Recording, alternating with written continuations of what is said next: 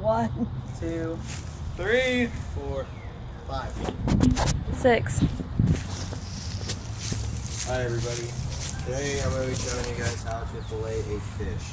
First of all, you need to make sure you have some type of proper source of water so that you can keep rinsing out the fish while you're doing this. So I just have a simple hose really. And then after you get that going, you want to make sure that your fillet knife is sharp.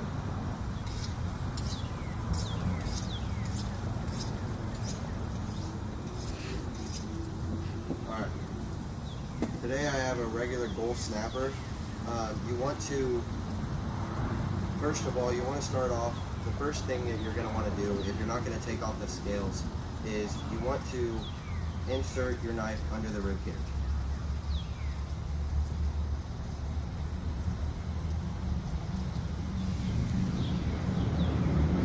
Once you do so, you're going to push backwards along its spine.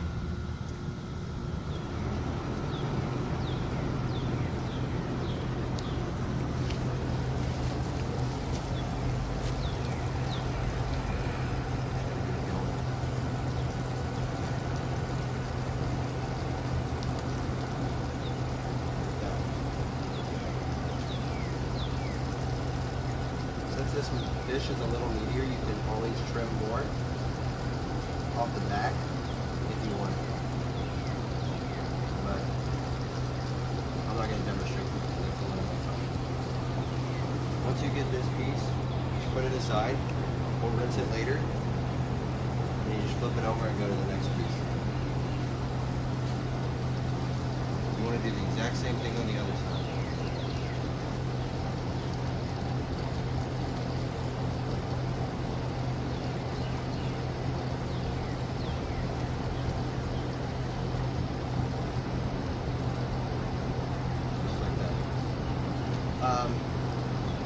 The reason why I don't have to take out the stomach for you people that know about filleting, usually the first step you have to do is take out the stomach of the fish and all the other intestines.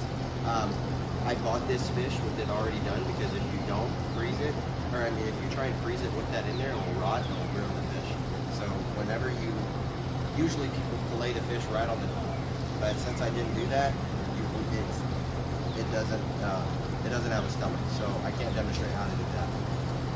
Once you do this, you can definitely use this if you want to. There's like right here, the backbone of the fish is, there's also a lot of meat, but you have to have a special type of knife to be able to get that off. I am not that good at it to the point where I can do that, so I'm just going to straight show you how to fillet the fish, which is this is making fillet. Right here, on the top right corner of the meat is the rib cage. You want to make sure you cut this off unless you want to be eating bones. So now that I've removed the rib cage, I just place this to the side with the rest of the waste. And you can make sure, you can feel for bones to make sure that there's nothing left all around the side. Like right here, I feel two a little more pieces.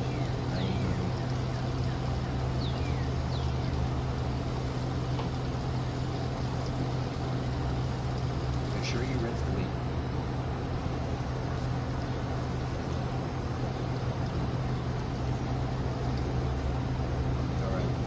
Take the second fillet and do the same thing.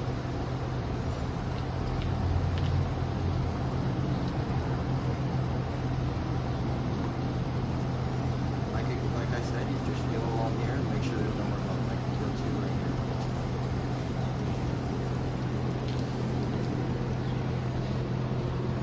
And just rip them off.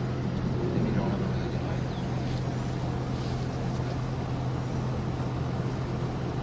Now, the last step is to remove the skin. If you want the skin on, to put it on a grill, you can always do that. If you don't, then this is what you do. Take the top part, the skinniest part, make a little incision. Now do the same thing along what we did earlier with the rib cage, but this, you take the end, peel it off the skin.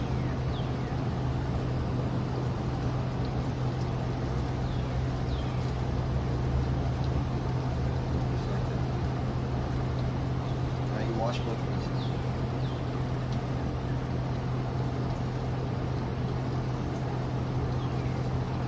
leave the skin on for this one because it ripped and it'll take too much time to show you how to fix that.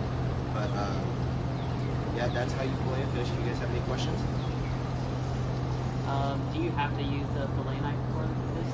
The fillet knife is meant for it, obviously, and it makes it a lot easier. I have seen people do it, but it makes it a lot more difficult.